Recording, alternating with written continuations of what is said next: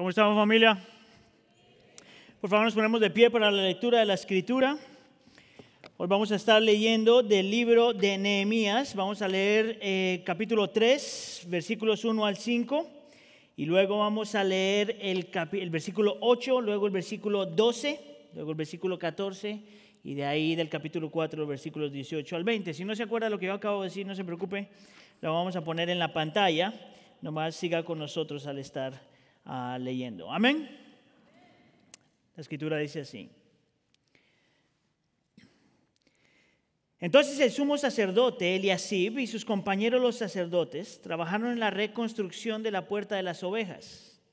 La repararon y la colocaron en su lugar y reconstruyeron también la muralla desde la torre de los 100 hasta la torre de Hananel. El tramo antiguo lo reconstruyeron los hombres de Jericó y el tramo siguiente Zacur, hijo de Imri. Versículo 3. La puerta de los pescados la reconstruyeron los descendientes de Sená. Colocaron las vigas y pusieron la puerta en su lugar y con sus cerrojos y barras. El tramo continuo lo reconstruyó Meremot, hijo de Urías y nieto de Cos. Y el tramo siguiente Mesulán, hijo de Berequías y nieto de Mesesabel. El siguiente tramo lo reconstruyó Sadoc, hijo de Baná. Versículo 5. Los de Tecoa reconstruyeron el siguiente tramo de la muralla, aunque sus notables no quisieron colaborar con los dirigentes. Versículo 8. Uziel, hijo de Haranías, que era uno de los plateros, reconstruyó el siguiente tramo de la muralla, y uno de los perfumistas, llamado Hananías, el siguiente. Entre los dos reconstruyeron la muralla de Jerusalén hasta la muralla de Ancha. Versículo 12. Salún, hijo de Alojés, que era gobernador de la otra mitad del distrito de Jerusalén, reconstruyó el siguiente tramo con la ayuda de sus hijas. Versículo 14. Malaquías, hijo de Recab, gobernador del distrito de Bet-Akerem, reconstruyó la puerta del basurero y la colocó en su lugar con sus cerrojos y barras. Capítulo 4, versículo 18. Todos los que trabajaban en la reconstrucción llevaban la espada a la cintura. A mi lado estaba el encargado de dar el toque de alarma, versículo 19. Yo les había dicho a los nobles y gobernantes y al resto del pueblo, la tarea es grande y extensa y nosotros estamos muy esparcidos en la muralla, distantes los unos de los otros. Versículo 20.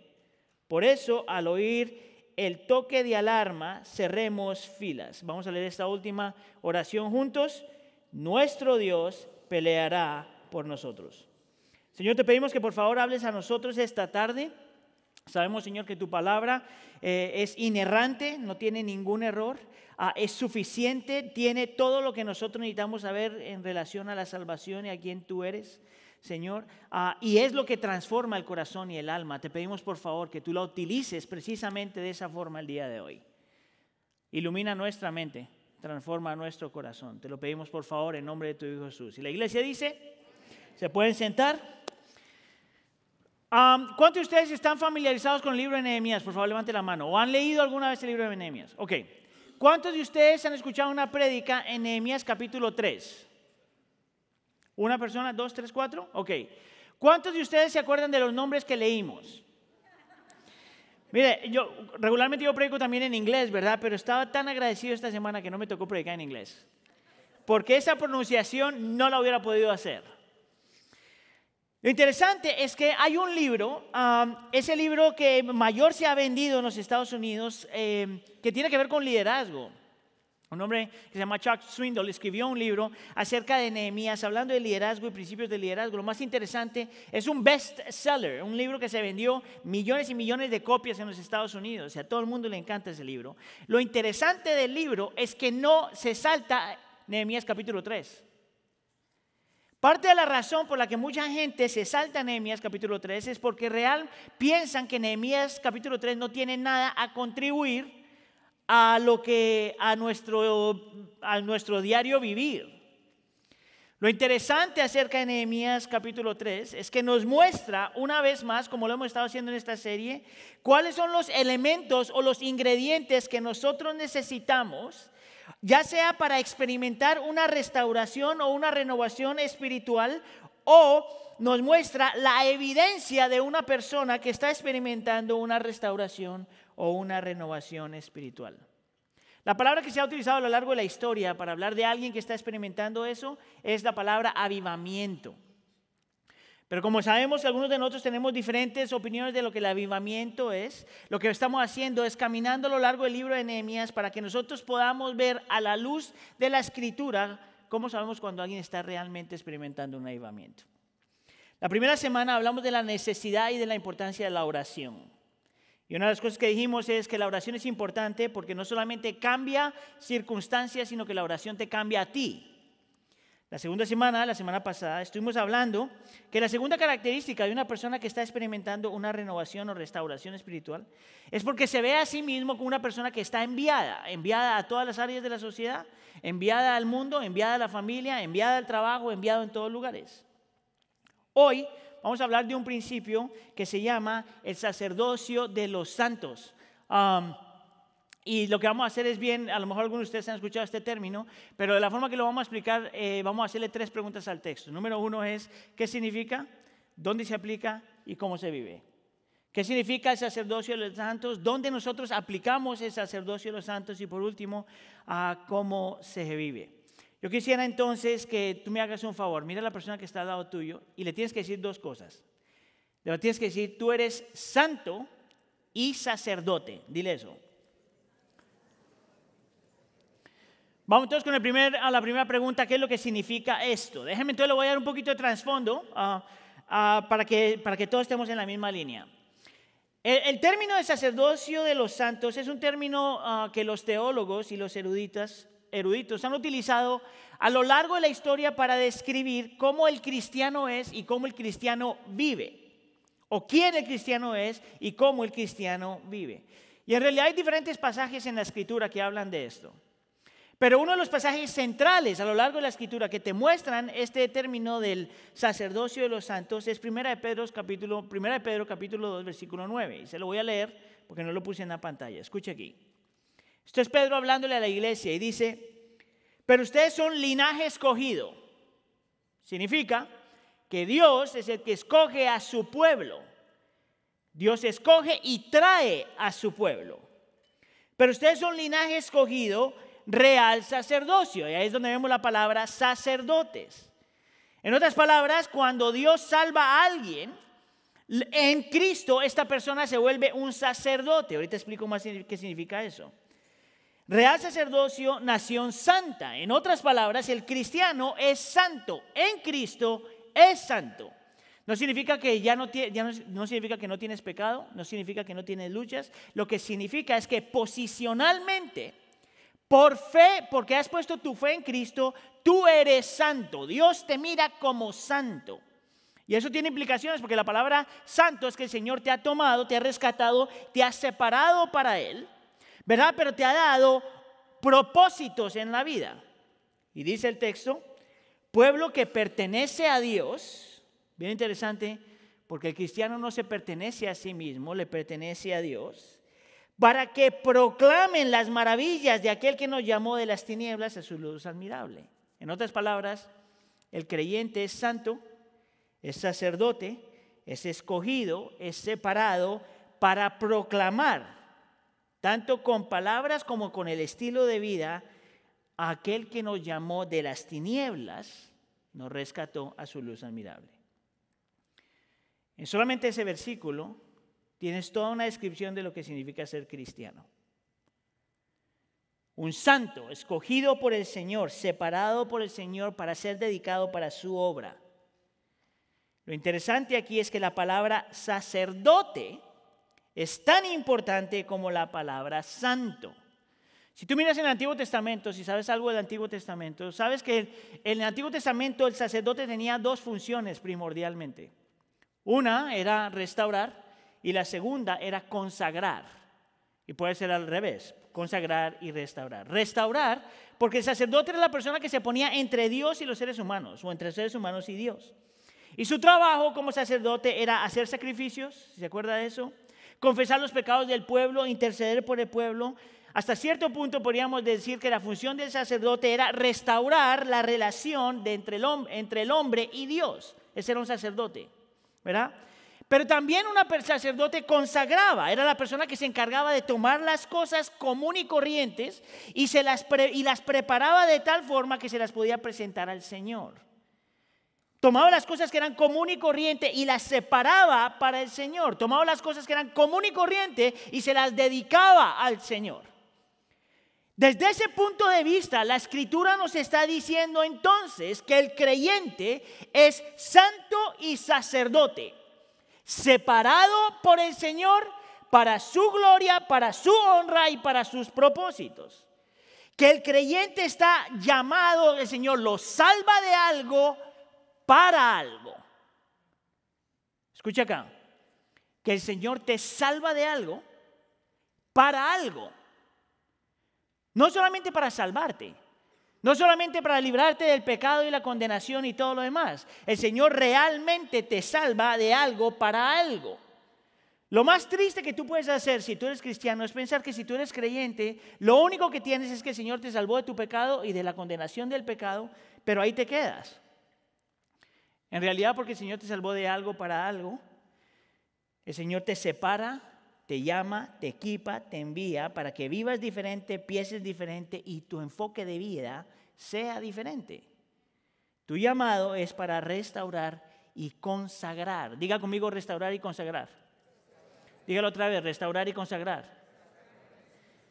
Ahora, ¿por qué hacer toda esta introducción a esto? Porque es precisamente lo que yo encuentro en Nehemías capítulo 3.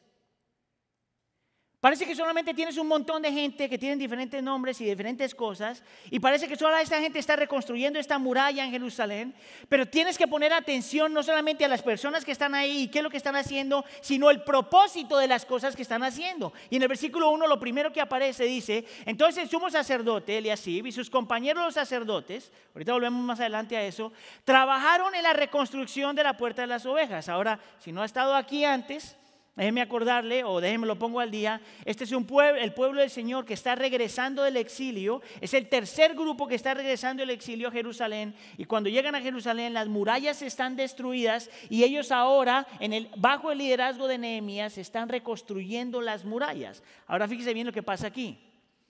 Las repararon y las colocaron en su lugar. Ahora, si tú lo lees, yo pienso que esa es una traducción terrible. Y no porque sea erudito, sino porque esa no es la palabra en el original. Sí es reparar, pero está mostrando la palabra reparar en el original. Es la misma palabra que se utiliza para consagrar. Y te está mostrando que esta gente cuando está trabajando, está haciendo dos cosas al mismo tiempo. Están reconstruyendo o restaurando la pared o la muralla, y a la misma vez están consagrando la muralla.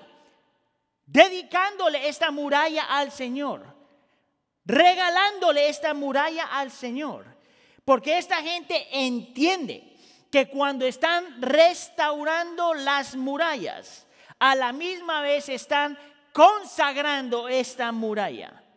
Cada ladrillo que esta gente ponía al reconstruir la pared, cada ladrillo se consagraba al Señor. Si te lo pongo de forma simple es, con este ladrillo yo estoy reconstruyendo la pared y este ladrillo es para la gloria del Señor. Con este ladrillo yo reconstruyo la pared y este ladrillo es para la gloria del Señor. Y así estaba ladrillo por ladrillo, persona tras persona. En su entendimiento, todo lo que hacían era como santos y sacerdotes. Todo lo que hacían. Y si tú eres creyente, ese es tu llamado también. ¿Tú sabes cómo sabe alguien que está experimentando una renovación espiritual, una restauración espiritual? Porque empiezas a ver todo en tu vida como algo que tú le estás regalando al Señor, lo estás consagrando para el Señor. Todo en tu vida es parte de lo que el Señor utiliza para restaurar las cosas. Sí, el Señor te libra de la culpa y del poder del pecado. Sí, el Señor te va a librar de la presencia del pecado. Pero a la misma vez, por eso eres santo, pero a la misma vez, el Señor te llama a ser sacerdote. Que todo lo que tú hagas es parte de la restauración, parte de lo que el Señor está haciendo en esta creación. Miren, mis hermanos, ese entendimiento cambia tu vida completamente. Cambia la forma en que vives completamente. Miren, yo no les voy a hacer esta pregunta porque los voy a poner incómodos, pero hay muchos creyentes en esta misma iglesia que hacen una diferencia entre lo que pasa el domingo a lo que pasa de lunes a sábado. Hay una gran diferencia. Cuando vienes a la iglesia, entonces esas cosas sí son espirituales. Pero todo lo demás que haces de lunes a sábado, entonces no son tan espirituales. ¿Tú sabes cuál es el problema con eso? Que si tú eres santo y eres sacerdote, todo lo que tú haces es espiritual. Mira, una de las enseñanzas más tóxicas que yo siento que han entrado a la iglesia es una cosa que se llama el dualismo espiritual. En donde está esta idea que donde hacemos una dicotomía, hacemos una separación entre las cosas sagradas y no sagradas, entre las cosas espirituales y no espirituales. Entonces, espiritual es de la Biblia, pero no es espiritual, por ejemplo, ver una película. Que si yo te digo que ver una película es un acto espiritual y tú puedes consagrar lo que estás haciendo para el Señor y puedes utilizarlo de otra forma. Para algunos de nosotros el orar es espiritual, pero el limpiar la casa no lo es. Lo interesante es que las dos cosas son de la misma calidad de espiritualidad. Porque tú eres santo y eres sacerdote. Para algunos de nosotros la iglesia es espiritual, pero lo que pasa fuera de la iglesia no es espiritual. Para algunos de nosotros espiritual es ayunar y servir, y evangelizar es espiritual, pero no la forma, por ejemplo, en que tú trabajas. Este concepto, esta dicotomía, esto que le hemos llamado un dualismo espiritual se ha infiltrado en la iglesia y ha hecho de los creyentes un montón de gente que son pasivos en su forma de vivir. Y es parte de la razón por la que yo siento que muchas veces el cristiano ha perdido tanta influencia en el mundo. Entonces quiero que me escuches bien. Si tú entiendes que en Cristo Jesús tú eres santo y si tú entiendes que en Cristo Jesús tú eres sacerdote, entonces tú tienes que entender que todo lo que tú haces debe ser para consagrarlo al Señor, para la gloria del Señor. A la misma vez, todo lo que tú haces debe ser con entendimiento que tú estás contribuyendo a la restauración de todas las cosas. El joven que estudia puede consagrar su educación al Señor y se está preparando para restaurar por medio de su carrera la creación. La mamá que se queda en casa con los hijos está consagrando su llamado como madre, está consagrando a sus hijos y a la misma vez los está criando para que sean agentes de restauración. Tal vez todavía no, pero más adelante. El deportista consagra su deporte al Señor y por medio de sus deportes está contribuyendo de alguna forma a lo que el Señor está haciendo en la creación. Y el trabajo es exactamente igual. Es posible vivir una vida donde tú consagras tu trabajo para el Señor y sabes que tu trabajo mismo, a menos de que sea una inmoralidad, contribuye a lo que el Señor está haciendo en la creación. Todo, absolutamente todo lo que el creyente hace, lo hace por medio de su santidad y lo hace porque es sacerdote. Si tú eres creyente, todo, absolutamente todo, es para la gloria del Señor y el Señor utiliza lo que tú haces para la restauración de todas las cosas. Mi hermano, usted tiene que aprender a vivir su vida más arriba que simplemente el sueño americano. Tiene que aprender a verse lo que el Señor, a verse a sí mismo de la forma que el Señor ya lo hizo. Yo contaba el testimonio de este hombre que es conocido en la historia que se llama Brother Lawrence, es un hombre que vivió en los 1600. Él escribió un libro que se llama La práctica de la presencia del Señor y era un hombre que quería ser cura. Pero el monasterio le dijo que no tenía la educación correcta para ser cura. Entonces terminó, él de todos modos quería servir al Señor. Y entonces él pensó que la mejor forma que podía servir al Señor era trabajar en la cocina del monasterio y reparar las sandalias de los curitas. Y cualquiera de nosotros diríamos, ¿qué failure of a man? Ese hombre no hizo nada y esto es lo que este hombre dice. Nuestra santificación o nuestro crecimiento espiritual no depende tanto del cambio de nuestras actividades. Nuestra santificación depende de hacer esas mismas actividades, todas las que tú haces, pero para la gloria del Señor. Eso es lo que hace la diferencia. ¿Cómo sabes tú si estás experimentando una renovación espiritual? ¿Cómo sabes tú si estás siendo parte de la restauración espiritual de todas las cosas? Bueno, cuando empieces a mirar lo que tú haces de forma diferente. Cualquiera que sea esa cosa. Es el sacerdocio de los santos, mi hermano. Es este entendimiento lo que ha cambiado la historia en la vida del creyente. Fue este entendimiento realmente que me rescató cuando yo fui maestro. Yo entro al salón de clases y estoy pensando, bueno, ¿yo en qué puedo aportar? Yo solo me acordaba que tenía 2 obligaciones en ese salón. Número 1, el ser el mejor maestro que pudiera ser. Y número 2, el traer el evangelio de alguna forma. Ahora, yo no tenía todo este entendimiento teológico que estoy hablando ahorita, pero por lo menos entendía que yo tenía que ser un buen trabajador y a la misma vez que tenía una responsabilidad de alguna forma predicar el evangelio en mi salón de clases. 35 años, 35 estudiantes, a diferentes nacionalidades, todos mis estudiantes, a todos de 6º grado, y yo entro al salón de clases todos los días con este entendimiento. Mire, cuando ese entendimiento entró a mi mente, de la forma en que empecé a trabajar fue completamente diferente. Para empezar, por ejemplo, empezaba todos mis días recorriendo cada una de las hileras de los asientos, orando por niño. Ahora, yo no sé cuántos de esos niños se convirtieron. Frente a mí no se convirtió ninguno en la escuela pública. Pero yo oré por ellos. Y tú sabes que la oración cambia cosas y te cambia a ti. Pero lo segundo era, ¿cómo yo podía ser el mejor maestro que pudiera ser? No el mejor maestro del mundo, pero el mejor maestro en ese salón. Y fue cuando entendí esto que me llevó a pensar que todo lo que yo hacía como maestro en el salón de clases, el Señor lo estaba utilizando de alguna forma para reconstruir lo que el pecado había dañado. De alguna forma. ¿Fui yo el mejor maestro de la escuela? Por supuesto que no. ¿Fallé un montón de veces? Por supuesto que sí. Sin embargo, estoy seguro que los 6 años que el Señor me dio a mí como maestro en un salón de clases, el Señor utilizó cada segundo, cada lección, cada día, cada enseñanza, de alguna forma, para ser parte de la reconstrucción de lo que Él está haciendo. Eso es igual para ti. En cualquier cosa que tú estás haciendo. Ese es el sacerdocio de los santos, ese es el significado.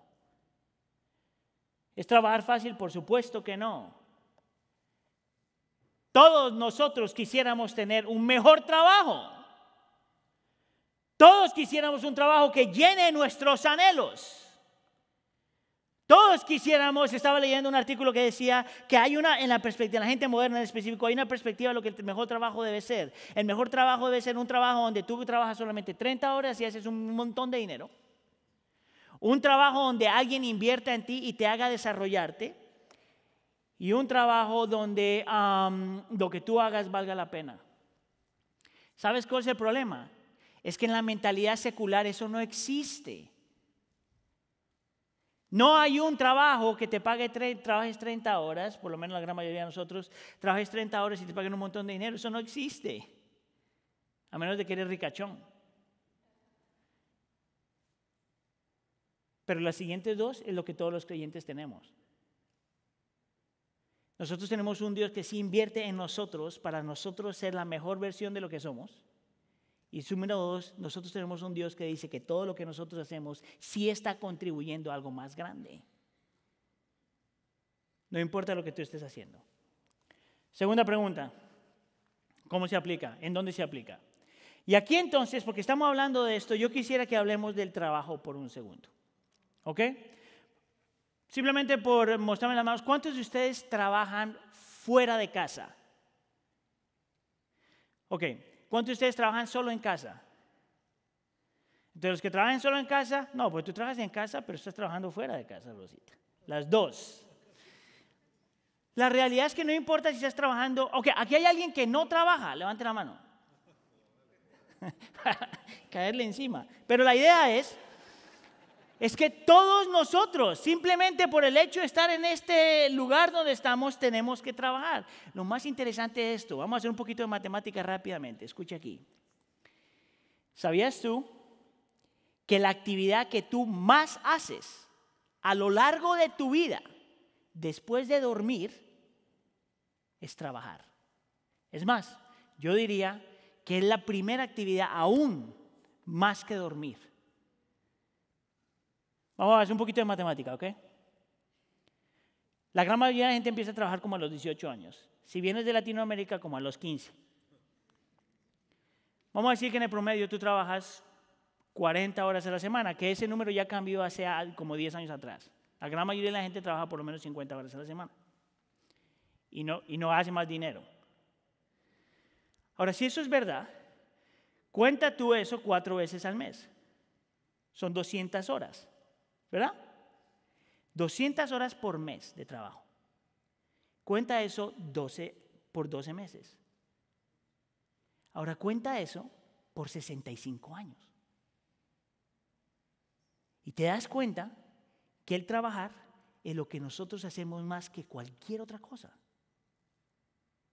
Ahora, si ese es el número, ¿no te parece a ti que nosotros tenemos que tener una teología bíblica de la importancia del trabajo?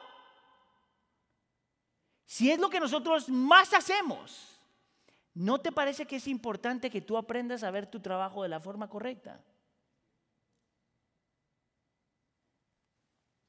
Yo entonces quiero ayudarles con eso. Y yo quisiera invitarte a que tú empieces a ver tu trabajo como algo que tú puedes consagrar al Señor y como algo que el Señor utiliza para la restauración de todas las cosas, porque tú eres santo y sacerdote. Es por eso que me gusta tanto la palabra que aparece en este texto de reconstruir. Ahora, obviamente esta gente está reconstruyendo una pared, pero ellos saben que al reconstruir Jerusalén, no solamente están reconstruyendo algo físico, pero ellos saben que están reconstruyendo algo espiritual. Ellos están reconstruyendo la pared pedazo por pedazo y a la misma vez tienen un entendimiento sólido de que al reconstruir esta pared están contribuyendo algo a lo que el Señor está haciendo. Que está contribuyendo a lo que el Señor está haciendo. ¿Sabes cuál es la diferencia entre esa gente y nosotros hoy? Es que esa gente estaba trabajando para reconstruir Jerusalén, restaurar Jerusalén, y el creyente el día de hoy en Cristo está trabajando para reconstruir la nueva Jerusalén. La Jerusalén que va a venir después de la venida de Cristo, la segunda venida de Cristo. La nueva Jerusalén donde todo va a ser perfecto y puro y santo, no más dolor, no más sufrimiento, donde vamos, escucha aquí, donde vamos a seguir trabajando por el resto de la eternidad, pero con un propósito diferente. Mira, yo sé que depende de qué iglesia usted venga, pero por lo general cuando nosotros hablamos del cielo, hablamos de este lugar, primero que no tienes cuerpo para alguna gente, ¿verdad? Como un angelito. Eso no es bíblico, mi hermano. ¿Sabes cómo yo sé que eso no es bíblico? Porque Cristo cuando resucitó subió a la presencia del Señor corporalmente. Y la Escritura dice que nos podemos reconocer los unos a los otros. Y te muestra una ciudad y te muestra un jardín que físicamente puedes ver. Y la Escritura te muestra que es un jardín parecido, mejorado al Edén. Esto es interesante, ahorita te voy a hablar de eso, pero en el Edén se trabajaba. Génesis capítulo 2. Manda a Adán y a Eva a trabajar. Lo que me dice a mí entonces que nosotros vamos a gastar por el resto de la eternidad, no solamente disfrutando de la presencia del Señor, gozándonos en nuestro Dios, cantándole al Señor, pero también trabajando. Por si acaso también tienen la idea que lo único que vamos a hacer en el cielo es alabar. No, es la restauración de todas las cosas. Tú eres parte de la reconstrucción de la nueva Jerusalén, la que va a venir del cielo, descender del cielo. y va a juntar la tierra con el cosmos y todo va a ser perfecto, hermoso. Oh, cuánto yo deseo. Es más, le podría decir que los que nos vamos a quedar sin trabajo va a ser Sergio, yo, Carlos y David. Carlos, David, Sergio y yo. ¿Sabe por qué? Porque ya no va a necesitar pastor. El verdadero pastor ya va a estar ahí. Todas las demás invitaciones tenemos, gracias a Dios que yo soy maestro, bro, la música te toca. Oh, tú sí vas a tener trabajo. Ahora, te voy a mostrar quiénes contribuyen. Es más, te voy a hacer la pregunta en tu mente, ¿quién es realmente la gente que contribuye a la Nueva Jerusalén? En tu mente, guárdalo ahí. ¿Quiénes son las personas que realmente están contribuyendo a la restauración de la Nueva Jerusalén? ¿Quiénes son? Métanlo en mente. Porque yo te voy a mostrar la clase de gente que el Señor escoge para reconstruir la Jerusalén. En el versículo 3, capítulo 3, versículo 1 a 8, te habla de sumos sacerdotes, que es una versión parecida a lo que nosotros hacemos hoy los pastores, ¿verdad? Los sacerdotes, los plateros. ¿Tú sabes qué es un platero, verdad? Una persona que hace platos. Mira, los perfumistas. ¿Tú sabes lo que hace un perfumista, verdad?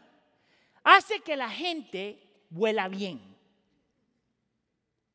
Es por eso que echarse colonia y perfume es una bendición. Es porque es que si no te echas perfume, está bien, pero por lo menos báñate. Mira lo que te está mostrando desde un sacerdote a una persona común y corriente haciendo un trabajo, entre comillas, común y corriente. Y te muestra en el siguiente versículo, en el versículo 12, tanto hombres como mujeres. No solamente los hombres están contribuyendo a la reconstrucción de la Nueva Jerusalén, sino que las mujeres también contribuyen a la reconstrucción de la Nueva Jerusalén en nuestro tiempo. En el versículo 14 te habla de un gobernador, gente que está en la política, gente que está en diferentes lugares de la sociedad. Y no te voy a mostrar más, pero si sigues leyendo todo el texto te vas a dar cuenta que hay gente que son diferentes, de diferentes trasfondos, de diferentes profesiones, de diferentes clases sociales, de diferentes niveles económicos, de diferentes experiencias y con diferentes habilidades. Y nos muestra una vez más esta imagen increíble del pueblo de Dios que entiende que todo lo que hacemos es algo para la gloria del Señor y todo lo que hacemos tiene un rol. Todo lo que hacemos cumple algo. Que todo lo que hacemos tiene un rol en específico. Que a lo mejor tú no sabes cómo el Señor lo utiliza. Que tú a lo mejor no sabes cuándo el Señor lo va a utilizar. Pero que el Señor lo utiliza. Es así como tú ves tu trabajo.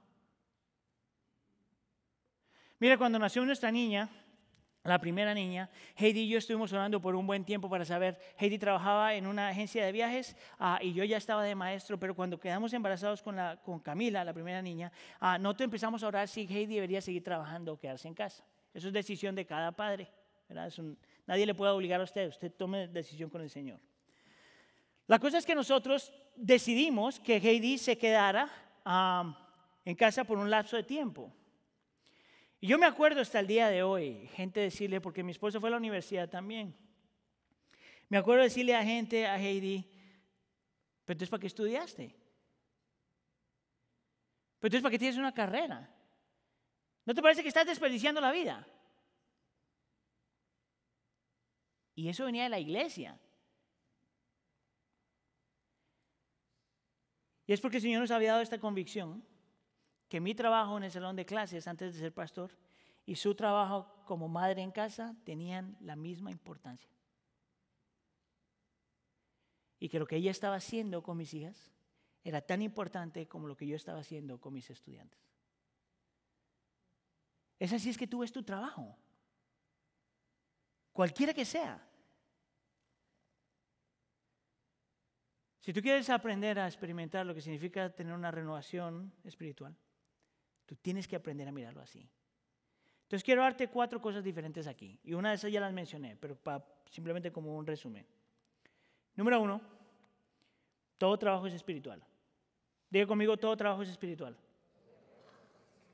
Porque todo trabajo consagra y todo trabajo se puede consagrar y todo trabajo se puede restaurar. Número 2. El trabajar es parte de lo que muestra que tú has sido creado a la imagen del Señor. ¿Sabes por qué digo eso? Porque el Señor en Génesis capítulo 1 nos muestra que Dios trabaja desde el principio. Mira, estoy aquí por todos lados, pero es que tengo tantas... ¿Tú sabes lo peor que tú puedes hacer? Es pensar en el trabajo o voy a darle duro para luego retirarme y no hacer nada. Eso no tiene ningún sentido. Porque tú fuiste creado a la imagen del Señor para trabajar.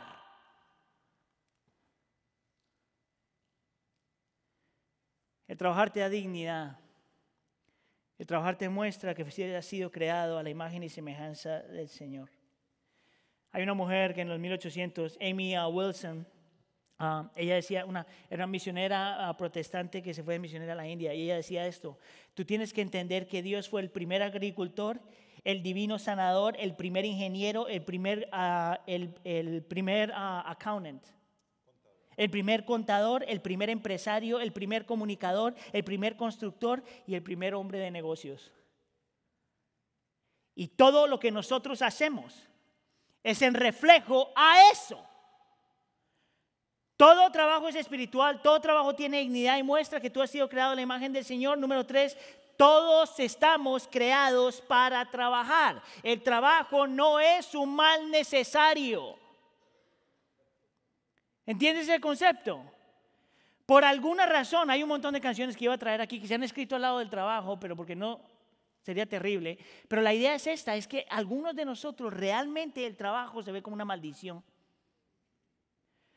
Pero yo tengo que recordarte que en Génesis capítulo 1 Dios trabaja, en Génesis capítulo 2 Dios manda a Adán y a Eva a trabajar, y la única forma donde el trabajo toma otro color o cambia la perspectiva es en Génesis capítulo 3, después de la caída, donde Dios dice que vas a trabajar, básicamente estoy parafraseando, vas a trabajar pero nunca vas a estar satisfecho. Es porque nosotros hemos quedado a trabajar en teología, se llama el mandato cultural. El cristiano está llamado a crear cultura aún por medio de tu trabajo. ¿Tú sabes cuál es el problema con nosotros? El problema no es el trabajo. El problema es nuestra actitud frente al trabajo. No solamente lo ves como una maldición muchas veces, sino que no entiendes, escucha aquí, que tu trabajo no te puede dar ni satisfacción, ni seguridad, ni significado. Entonces, después de este sermón, si yo paro aquí, tú vas a decir, ¿viste? Tú le puedes decir a tu esposa, ¿viste? Aníbal dijo que está bien que yo trabaje 60, 70 horas. La pregunta yo diría, ok, sí, pero ¿por qué lo haces? Y algo me dice a mí, que la gran mayoría de la gente que no saben parar cuando tienen que parar, es porque hay algo en su corazón que les promete satisfacción, seguridad y significado cuando estás trabajando. Mira, hay un hombre que se llama Marcus Persson. Si no sabe quién es ese hombre, es un hombre que creó un juego que ha hecho la vida de tus hijos miserable. Porque los tiene esclavos. El juego es Minecraft. ¿Cuántos de ustedes han escuchado de Minecraft? Levanten la mano. Si usted tiene hijos, tiene que haber sabido esa palabra, si puso atención. Este hombre crea este jueguito que es reconstruyendo paredes y muñequitos que se mueven por todos lados. Este juego él vendió este juego por más de 2.5 billones de dólares. Miles de millones de dólares. 2.5 con un jueguito. Y tú dices, man, yo escogí la carrera completamente equivocada. Ese hombre se hace rico. Compra una mansión de 70 millones de dólares. ¿Tú sabes lo que es eso? 70 millones de dólares. Y hace fiestas, invita, se vuelve famoso. Y hace poquito salió en una entrevista que se llama The Business Insider. Él dice esto: el problema con obtenerlo todo es que no tienes muchas razones por el cual seguir luchando. Yo puedo salir con un grupo de amigos, irme de parranda y hacer lo que yo quiera, y sin embargo nunca me he sentido tan solo. ¿Tú sabes por qué ese hombre experimenta eso? Porque el hombre pensó que el trabajo le iba a dar el dinero que él necesitaba y que el dinero que él necesitaba le iba a dar lo que no le ha dado. Yo pienso que la razón por la que nosotros luchamos con el trabajo muchas veces, por lo menos en el pueblo latino, el problema no es que no te guste trabajar. El problema para el pueblo latino es que no sabe cómo parar. Y yo entonces tengo que hacerte la pregunta, ¿por qué trabajas tanto? ¿Satisfacción? ¿Seguridad? ¿O significado? Número 4, yo quiero que tú te acuerdes que todo trabajo cuenta. Que no hay trabajo insignificante. Cuando yo estoy escribiendo esto, yo estoy pensando en un pueblo inmigrante. Porque aquí hay gente que fue profesional en su país, pero vino aquí a hacer cosas que jamás hubiera hecho en su país. Por necesidad. Así es. Y porque yo sé que el Señor nos ha dado en esta iglesia gente profesionales en diferentes lugares, pero también nos da gente que trabaja en limpieza, en construcción, en jardinería. Esa es la iglesia del pueblo, que es lo que hace que la iglesia sea hermosa de por sí. ¿Qué aburrimiento sería si todos somos iguales? Pero específicamente para ustedes que están luchando pensando que su trabajo es insignificante, déjame te comparto esta historia. Presidente Kennedy, añísimos atrás, cuando estaba a punto de los Estados Unidos mandar el primer hombre a la luna, fue a visitar la NASA. Y cuando va a visitar la NASA, él ve a un hombre limpiando el suelo. Escuche aquí. Y entonces el hombre, el presidente, pues tiene que ser buena onda cuando está con la gente, ¿verdad? Y entonces le dice, ¿qué es lo que estás haciendo, muchacho? Y el hombre le responde esto: estoy ayudando para poner un hombre en la luna. Limpiando. Y eso es verdad. No importa lo que tú hagas. Por más de que en tu mente sea insignificante, el Señor utiliza eso para sus propósitos, su gloria, su honra y la restauración de todas las cosas. Helen Keller, una mujer que era sordo-muda, política, autora, activista y conferencista.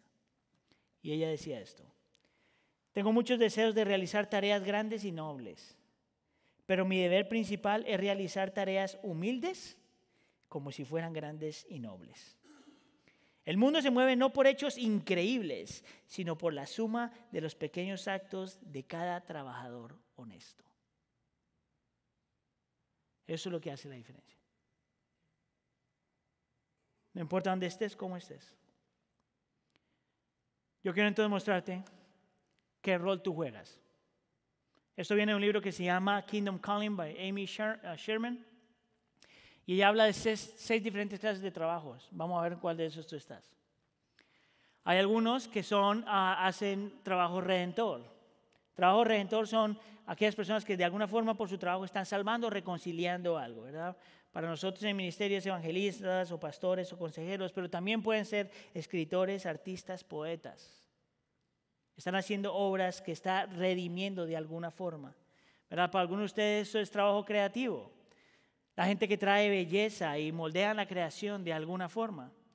Es por eso que yo personalmente pienso que si usted tiene un hijo que tiene inclinaciones artísticas, usted debe cultivar eso. Mire, yo he escuchado padres decirle a sus hijos que lo peor que pueden hacer es seguir sus deseos de ser artista.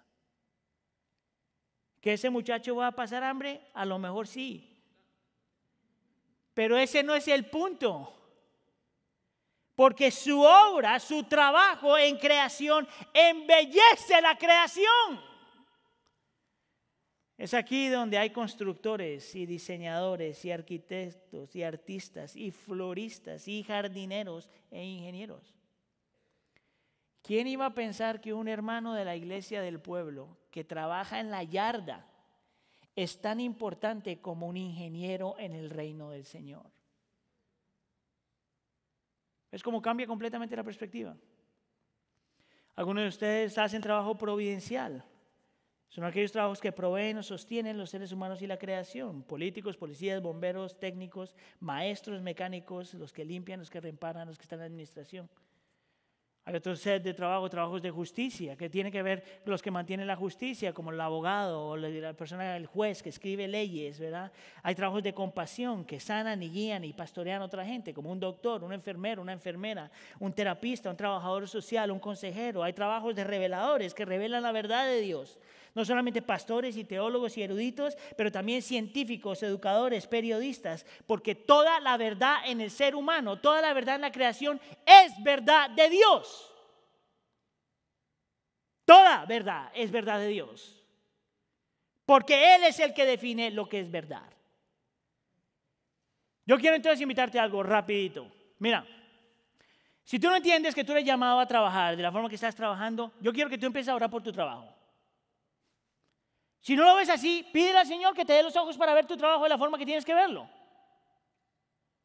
Pídele al Señor que te ilumine y que aprendas a valorar lo que estás haciendo como algo que se puede consagrar al Señor y es parte de la restauración. Si a lo mejor tú ya tenías una actitud así, ahora quiero que seas intencional. Mira tu trabajo no solamente como un campo misionero, que esas no son mis palabras, pero sino míralo como un lugar donde tú estás ahí para un propósito más grande que simplemente tu dinero. La razón por la que incluimos Jeremías capítulo 29 aquí es porque esto es cuando el Señor, el pueblo de Israel está llevado al exiliado y se lo llevan a Babilonia. Ahí es donde viene la historia de Nebuchadnezzar. Ese cuate. Y cuando lo tienen en esclavitud, esta gente lastimó al pueblo de Israel y le mataron sus niños y les quitaron sus riquezas y se llevaron lo mejor del pueblo de Israel y se lo llevaron allá a Babilonia. Y en Jeremías capítulo 29, el Señor le habla a este pueblo y le dice, estén ahí para buscar la paz y la bendición de esa nación. Escúcheme aquí, hermano inmigrante. Usted está aquí porque el Señor lo trajo aquí para bendición de esta nación.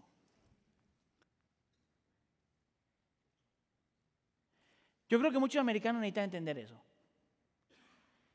Pero tú también. Tú estás aquí para buscar la paz y la bendición de esta nación. Si no, no estuvieras aquí. Ahora me voy a saltar al siguiente punto y vamos a hacer la última pregunta. ¿Cómo se vive esto? Yo creo que en el texto vemos tres actitudes que nosotros debemos tener. La primera es este entendimiento de que realmente todo tiene dignidad. Tu trabajo, todo trabajo que tienes tiene cierto nivel de dignidad. La razón por la que estaba pensando en esto es porque en la lista de gente que muestran aparece gente de la clase social alta, de caché. Y mira la actitud de la gente de caché.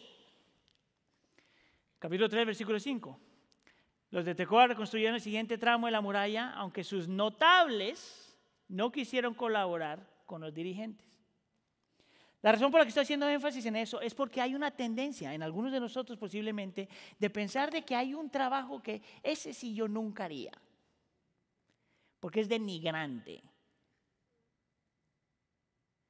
Pero no si tienes una perspectiva desde el punto en que tú eres un sacerdote y santo. No hay trabajo denigrante. Todo trabajo se utiliza para la gloria del Señor. Todo trabajo es parte de la reconstrucción de la Nueva Jerusalén. Lo que me lleva a mi segunda cosa. Si no hay trabajo que sea denigrante, entonces no hay trabajo que sea insignificante. Ahora quiero mostrarte una persona aquí, el capítulo 3, versículo 14. Mira que dice que este es un gobernador, un agente de poder, un agente de reputación, un agente que tiene influencia. Pero mira lo que está haciendo. Trabajando en la puerta del basurero. Y te muestra que cuando tú entiendes que todo lo que tú haces puede ser consagrado y para la gloria del Señor, todo lo que nosotros hacemos vale la pena y no hay nada insignificante. Aún como arreglar la puerta del basurero. ¿No te parece eso increíble? Yo estoy convencido que las únicas personas que pueden hacer eso son los cristianos. Porque el mundo te dice lo opuesto. ¿Cómo tú te vas a rebajar a eso? Y se nos olvida que tenemos un Salvador que siendo rey se hizo esclavo. Tú no tienes idea de lo importante que tú eres para el Señor y lo importante que tú eres para el reino. Yo estaba pensando en eso porque yo estoy parado aquí enfrente de ustedes con un púlpito, con palabra, con mi iPad, porque soy moderno. Y el Señor me trae a la mente que la única forma por la que yo estoy aquí es porque antes de mí hubo un erudito y un teólogo que me ayudó a entender la palabra. Pero que aparte del erudito y un teólogo, hubo alguien que tuvo que saber trabajar el plástico. Y que antes de eso tuvo que haber alguien que pudo trabajar el metal. Y que antes de eso tuvo que haber un ingeniero y un arquitecto para diseñar esta iglesia. Y que antes de eso tuvo que haber un costurero para arreglar esa silla.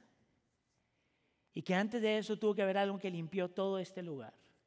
Y que antes de eso tuvo que haber alguien que estaba trabajando en la calle, trabajando el concreto para nosotros poder conducir aquí. Y que antes de eso tuvo que haber una mamá y un papá que tuvieron que criar sus hijos. Y te das cuenta que tú no tienes ni idea cómo el Señor utiliza todas las cosas para su gloria y para su honra. Pero lo hace. Tú eres parte de eso. ¿De dónde entonces viene la libertad para vivir así? Mira este versículo 20. Aquí están, el pueblo de Israel está reconstruyendo la muralla y se levantan un montón de enemigos. Y lo único que les puede decir Nehemías a esta gente no es, sigan adelante, you can do it. Lo que Él les da para poder luchar es esto. Nuestro Dios peleará por nosotros. ¿Qué si yo te digo que nosotros tenemos algo mejor que eso? ¿Sabes por qué? Porque Dios ya peleó por nosotros. La razón por la que nosotros debemos realmente vivir la vida así es porque Dios ya peleó por nosotros. Él ya ganó la batalla. Él ganó la batalla a enviar a su hijo a morir en la cruz del Calvario. Él ya ganó la batalla a enviar a su hijo a restaurar lo más importante en la vida, nuestro corazón en relación a Dios. Si te fijas bien, la cruz del Calvario, lo que pasó en la cruz del Calvario fue el acto, la obra más increíble, más perfecta, más santa, más poderosa que haya habido en la historia de la humanidad. El trabajo más importante. Porque la cruz es redención. Cristo muere por el pecador y resucita para nuestra santificación. La cruz del Calvario es creatividad. El Señor encontró la forma de unir al pecador con el santo. La cruz es providencial. Dios provee para nuestra salvación. La cruz es justicia. Se cumple la ley de Dios. La cruz es compasión. Se encuentra este Dios misericordioso que extiende compasión al pecador. La cruz revela la gloria de Dios, el poder de Dios, la santidad de Dios. La cruz revela tu pecado, mi pecado. La cruz revela el amor de Dios hacia el pecador. La cruz revela cómo Dios perdona al pecador. La cruz revela que lo que se tenía que hacer ya se hizo. Consumado es. ¿Tú sabes lo que te da a ti la libertad? Para poder ir al mundo y no buscar satisfacción, seguridad y significado en lo que estás trabajando. Cuando te das cuenta que tu satisfacción, tu seguridad y tu significado solamente es en Cristo. Yo trabajo porque no necesito nada. Porque todo lo que yo realmente necesito lo tengo en Cristo. Ahora puedo ir y trabajar como tengo que trabajar. Para consagrar cosas para el Señor, para ser parte de la restauración. Eso lo cambia todo. Amén. ¿Oramos? ¿Qué tal si nos ponemos de pie?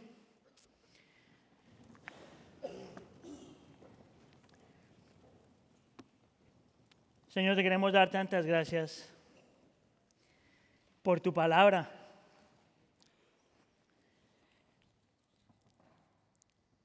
Señor, ¿cuántos de nosotros a lo mejor nunca habíamos escuchado la importancia del trabajo? Señor, ¿cuántos de nosotros realmente no han visto lo que significa ser cristianos, ser santos y sacerdotes? Señor, qué privilegio es para nosotros, Señor, que nos permitas consagrar las cosas a ti. Qué importante es para nosotros, Señor, contribuir, Señor, a la creación, a la restauración de la creación. Señor, qué dignidad y qué valor hay en aquellos que limpian y trabajan y construyen y enseñan y cuidan y protegen, Señor. Cuando lo miramos de esa forma, todo lo que hacemos como creyentes es importante. Señor, a nosotros buscar una experiencia transformadora de la restauración espiritual, una renovación espiritual. Yo te pido, Señor, que tú abras nuestros ojos para poder ver que todos aquí tenemos una vocación. Todos hemos sido llamados y todos somos utilizados. Por favor, Señor, enséñanos a vernos así. Y enséñanos, Señor, a ver nuestros trabajos así. No es maldición, es bendición.